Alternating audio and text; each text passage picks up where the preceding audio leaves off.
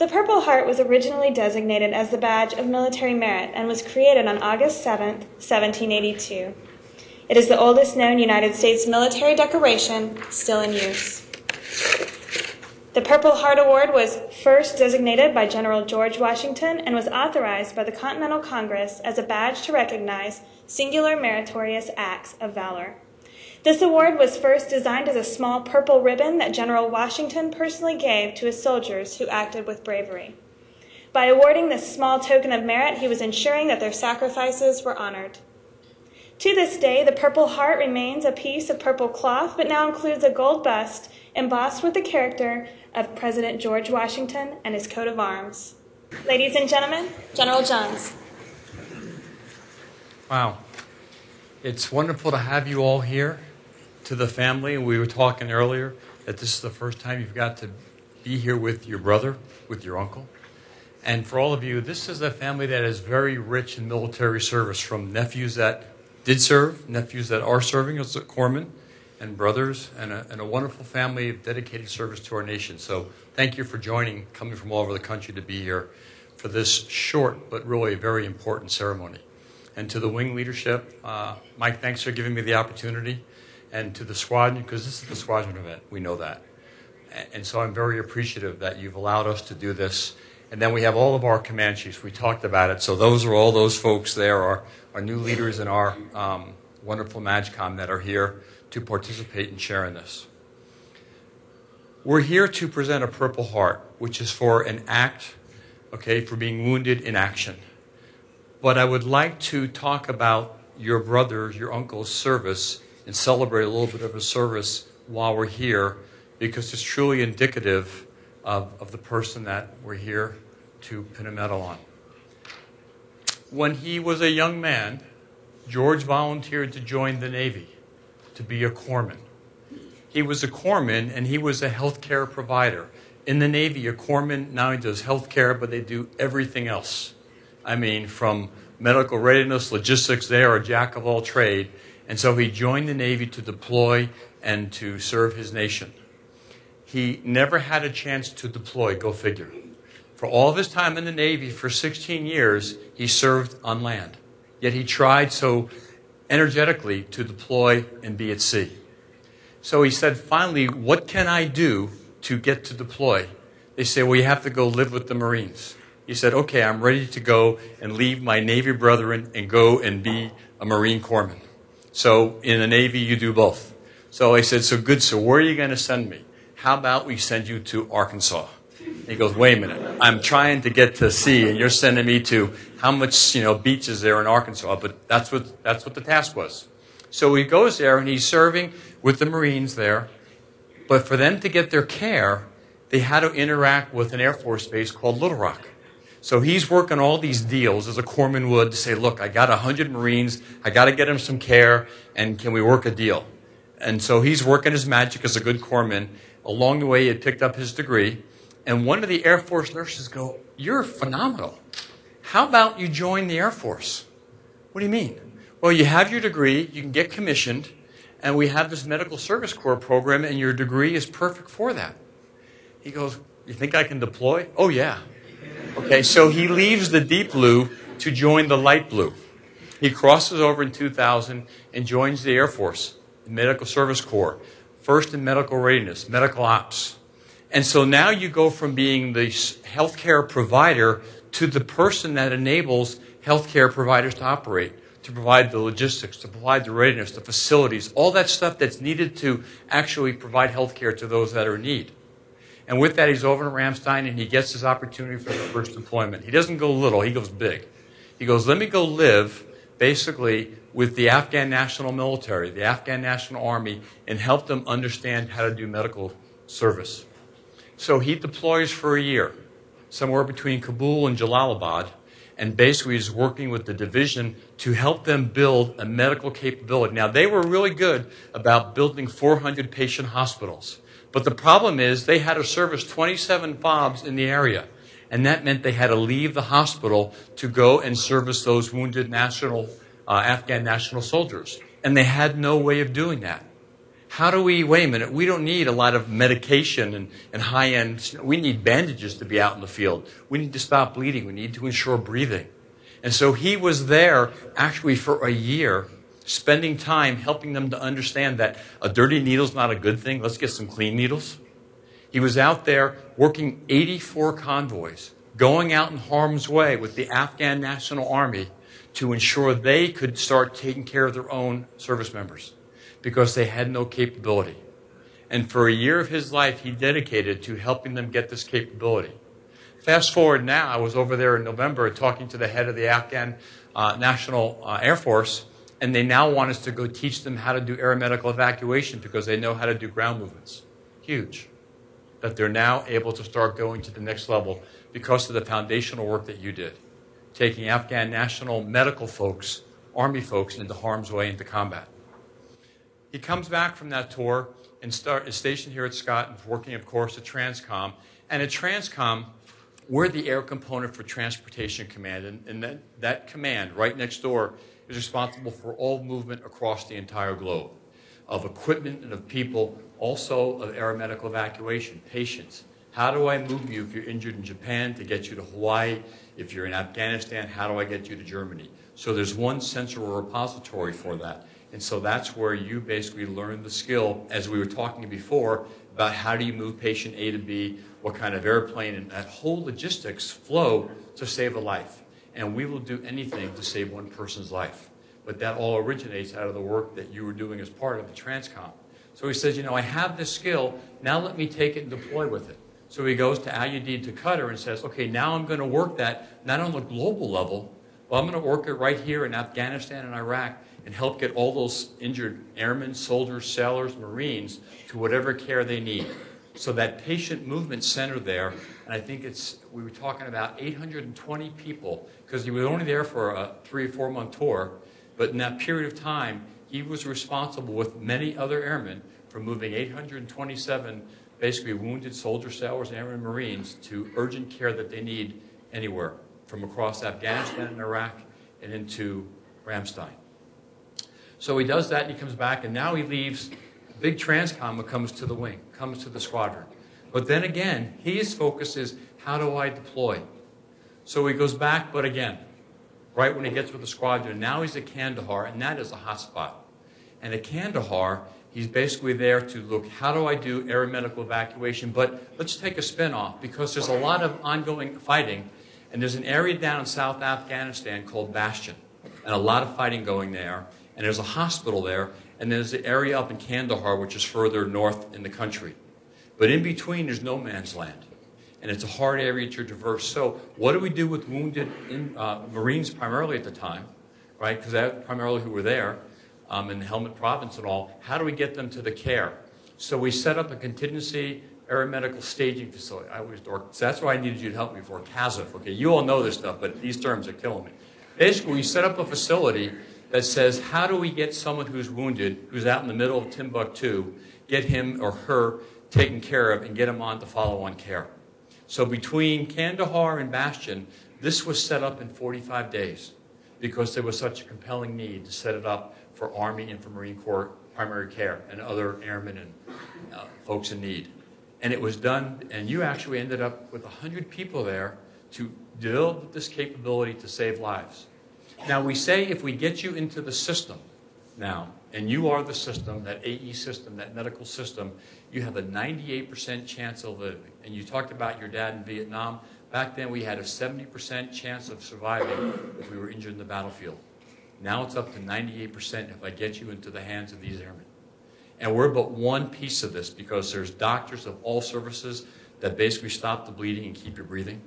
But there's somebody that has to move you to the next level of care, and we can do that from the emergency room to the follow-on care in a way that we could never do it before. And we can save lives. So the CASF that you set up, the work that you do, are saving lives in a way that we have never been able to do. And I am so appreciative, because I know how often you deploy and you go at a moment's notice, time and time again, to save somebody's life. And there's no higher calling than that. And so again, I'll never see your names on the marquee. I never see your name, but I know the results of the labor of love you do. People are alive today. Then he comes back from that, and he says, let me go again. This time I'm going to go to Kandahar and stay at Kandahar. And Kandahar is, like I said, a very busy base with aircraft and all that, but it's also our main staging area, a large staging area for aeromedical evacuation. And there he has a team of aeromedical operations folks. Now, what does this do? The big picture is this. Someone's wounded, and we have to get them to follow on care. Typically, if you're leaving Kandahar, you're going back to Ramstein. Or if you're really, really ill, we'll fly you nonstop back to the States, which is a huge movement. So it's about a 6 to 8 hour flight, and we basically have to have an aircraft come in. And if you're really wounded, we'll fly an aircraft in, no notice, pick you up and move you. And if we have to do that at that level of care, we have kind of a trauma team with the AE folks because we're not sure you're going to make it. Hopefully you will when you're stable enough, but we go to that level of care. Well, someone has to make sure this is all going to work. So his team basically coordinated with 4 aeromedical evacuation teams that were stationed at Kandahar and 2 critical care trauma teams. And between the 4 aeromedical teams and the 2 trauma teams, they would do all the patient movements. But someone's got to get that aircraft in. Someone's got to configure that aircraft because, as he talked about, if you're in intensive care status, we will put 700 pounds of equipment around you to keep you alive.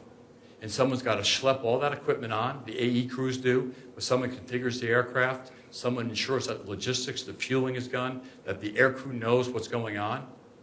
Because we were just flying one, last month. And we had a person, they said, hey, you can't go above 5,000 feet in the cabin because of bleeding. So we had to basically redirect what we were going to do, stay lower, and that was basically the people that followed you who basically were giving us that instruction. So this role, this coordinator, this facilitator, has to basically be the conductor of the entire operation to ensure that the medical providers, that the maintenance folks, that the operators are all capable of supporting this patient. And so that's the role that your uncle and your brother was playing. But while he was there, they suffered 54 rocket attacks. With a base that's so busy, there are a lot of people who are just trying to distract you. These rockets that come in have basically no guidance. They're just launched and they're let go and they land where they may. 54 of them at Kandahar. The 54th one is the one that got him. So the rocket comes in. We're at nighttime shift, as we were talking about, so the whole team wasn't there. The rocket comes in. There's a person, as you were telling me, at the desk who had shrapnel. You were just on the other side of a power box. As the rocket comes in, basically most of the shrapnel, because he wasn't hit by shrapnel, goes into the power distribution. That starts the fire. That's 5 feet away from the fuel tank that would have ignited and blown up the whole place. So now we're talking about the tent, and you've all been there, behind that parking ramp at Kandahar. So right into the tent it goes. Okay, luckily we had no patients there because they were not to come in for another hour. Luckily we were at mid-manning because we were on the night shift. There's a lot of luck and fate in all this, but at the end of the day, a rocket landed 10 feet from him. And though the shrapnel directed another direction, a rocket going off 10 feet from you can knock you silly. Though it didn't knock him unconscious, it knocked him for a loop. And he continued on his shift because he had to treat one of his other airmen who was basically bleeding because of the shrapnel. He had to worry about a fire because the power distribution box had taken fire. And he worried about saving that facility and saving his airmen. And that was his focus. As they continued, he worked through the rest of the shift, transferred it over, got the fires out, got his airmen taken care of, and then went to bed. The next morning is when you wake up and you feel the effects of what happened. When you start going, boy, I'm not stable on my feet. Boy, I'm getting headaches. Boy, my ability to put thoughts together. And we don't have much of that experience in the Air Force. The Army's living it with PTSD. And how do you start qualifying? What is the impact to you? He shows no wounds. But those that know him understand the impact that's taken to his body and his ability to function. So they say, you are now in the system. You are no longer the caregiver. You are now the receiver. And when you are in combat and you are deployed, people get hurt. But you're the last person to expect to get hurt. And so now let's take him to launch stool and see. And now we need some follow-on care. Let us get him back to the care of his family, you all. So from 18 October to 10 November, he comes back. And I got to tell you, thank you. Because at the end of the day, you, as airmen here in the squadron, are his family. You're the ones that help care for him. You're the ones that help get him from point A to point B. Say, George, you're doing okay. You are his blood family, but this is his family here. And it's a pretty serious family, this Air Force family. So back in the care you are of our airmen, of your squadron. And so we want to say thank you for your service, for your years of dedication, for wanting to deploy so strongly that you're willing to leave the Navy to come to the Air Force. Go figure, come into the Air Force to deploy, okay? I know the Marine nephews are going, you got to be kidding me, but that's what it was. And I know you want to go again. But right now, we just want you to get better. We want you to get more stable. And we want you to fully recover. And then we'll talk about deployment. But at this point, we have to take care of you. You're still a patient. That's an order. Okay. If we could, please rise, we'll present the Purple Heart.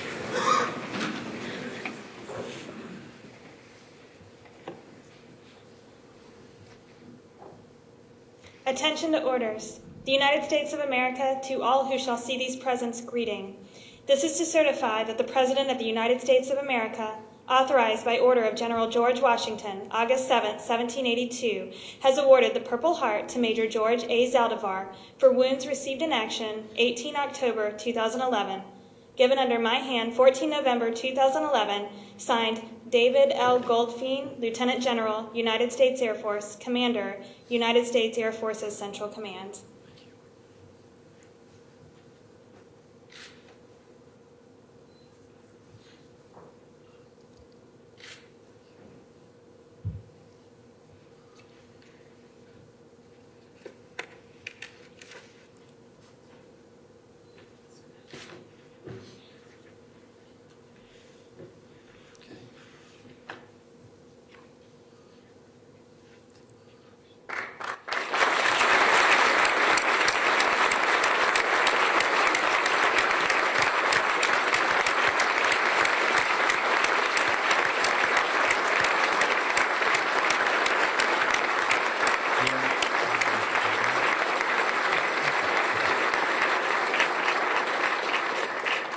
Please be seated. Ladies and gentlemen, Major Zaldivar.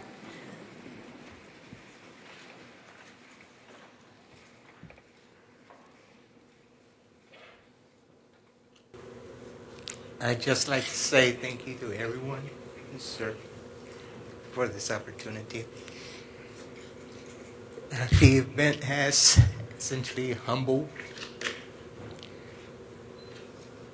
me until to the point that I feel undeserving. For it is my job to get the sick and wounded back. I just didn't expect that I would be one of them. But there is a silver lining in everything that happens.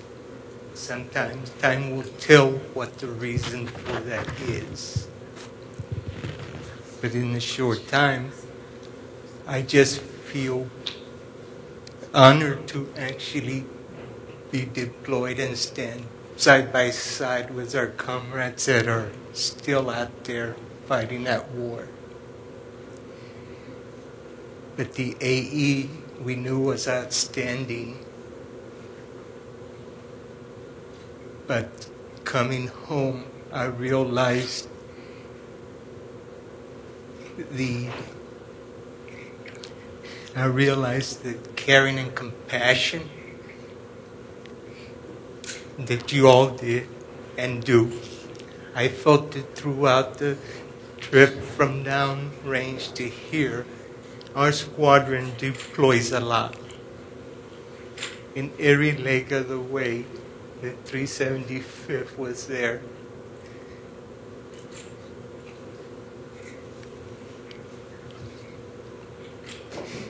And it hit home that you are truly angels of AE for the compassion that you all showed our troops, for how that team that was downrange with me, Sergeant Berquist was there, how they all came together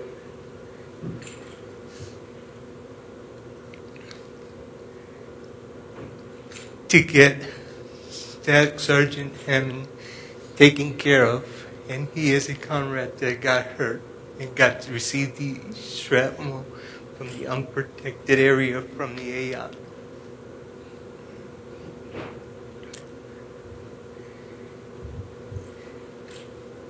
But the rest of the team came together. They started fighting the fires. And then they started preparing for the mission that was at hand. With the generators out, we were completely down without no computers, nothing. So we had to reestablish our command and control at the Road 3. The base was excellent because they provided us the support and what we needed. So once we made all the notifications, everything clicked and we got that mission off. But it is them that I feel very proud of working with. And I will return.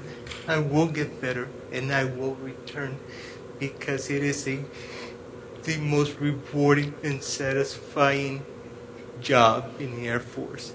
Is taking care of our troops that are down there, downrange, to get them back to their families where they can receive the care and the love where they will speed up their recovery. And I am just humbled of what we do and how we do it. That I am honored to be part of you, part of the Air Force. For that I am thankful. And I thank you all for coming and experiencing this. Thank you.